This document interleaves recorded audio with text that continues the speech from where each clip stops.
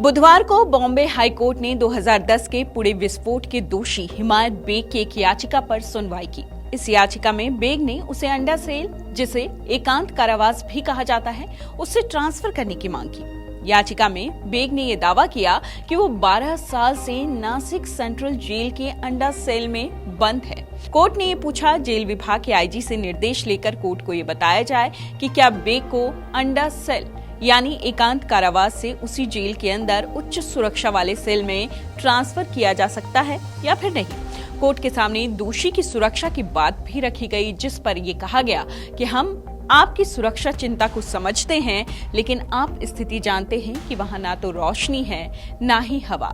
खाना देने के लिए भी आप अंडा सेल में किसी को बाहर नहीं रख सकते, अंडा सेल में अंदर ही खाना देना पड़ता है।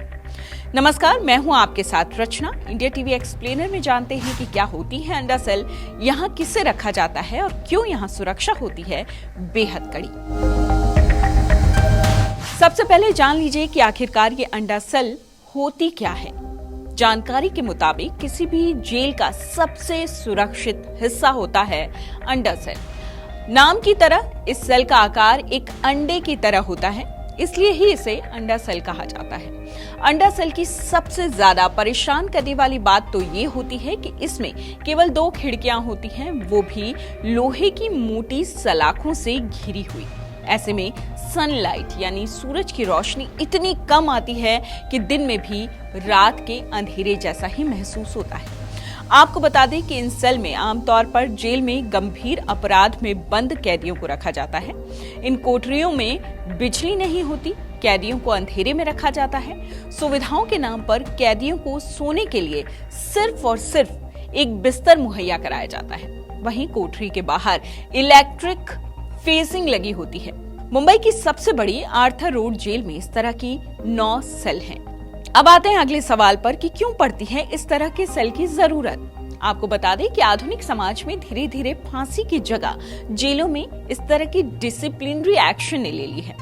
एकांत कारावास की यातनापूर्ण प्रथा की आधुनिक जेलों की एक प्रमुख विशेषता ये बनी हुई है इस तरह की जो अंडा सेल है, और भारतीय जेलों में अंडा सेल एकांत कारावास का एक रूप मानी जाती है। कई लोग इसे बेहद क्रूर कहते हैं, अमानवीय कहते हैं, अपमानजनक कहते हैं और यातना के रूप में परिभाषित करते हैं। किसी कैदी को जेल के अंदर ही कड़ी सजा देने के लिए सेल का इस्तेमाल किया जाता है। इस सेल के अंदर खिड़कियां नहीं होती, जैसा कि हम आपको पहले ही बता चुके हैं। अब सवाल ये उठता है कि इस सेल में रखा किसे जाता है।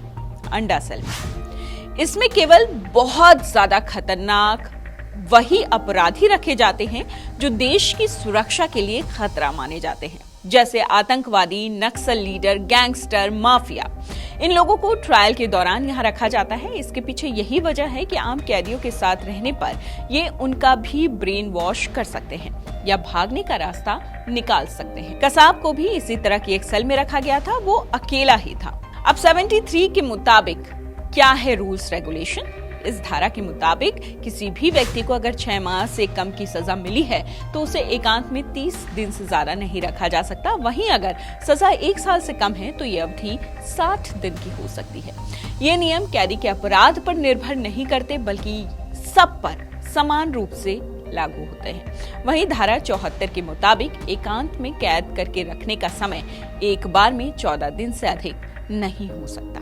चलते चलते आपको बताते हैं कि गैंगस्टर अबू सलीम, आतंकवादी अजमल कसाब, खूंखार अपराधी अबू जिंदाल जैसे तमाम अपराधियों को इसी तरह के अंडा सेल में रखा गया था। ये स्टोरी आपको कैसी लगी हमें कमेंट बॉक्स के जरिए जरूर बताएं। इस तरह की तमाम खबरों से अपडेट रहने के लिए लाइक कीजिए, शेयर कीजिए, सब्सक्राइब कीजिए इंडिया टीवी।